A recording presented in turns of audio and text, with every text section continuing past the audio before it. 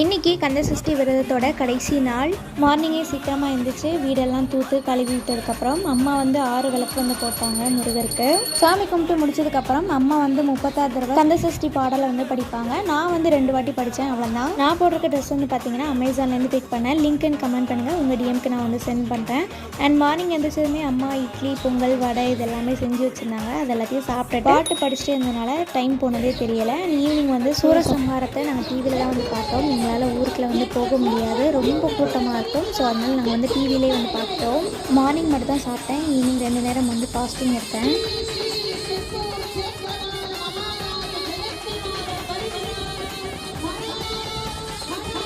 தேசிய மங்கை கடைசி மேம் வந்து சொல்லும் போது எனக்கு அப்படியே உடம்பே வந்து புல் அடிச்சிருச்சு. சூரசம்ஹாரத்தை பார்த்துட்டு அதுக்கப்புறம் நாங்கள் வந்து வீட்டில் விளக்கு வச்சிட்டோம். நானும் அம்மாவும் எப்போவுமே வந்து பேக்கில் கந்தசஷ்டி புக் வந்து வச்சுருப்போம். அவங்களுக்கு தெரிஞ்சவங்க யாராவது இந்த மாதிரி புக் வந்து பேக்கில் வச்சுருந்தாங்கன்னா டேக் பண்ணி விடுங்க.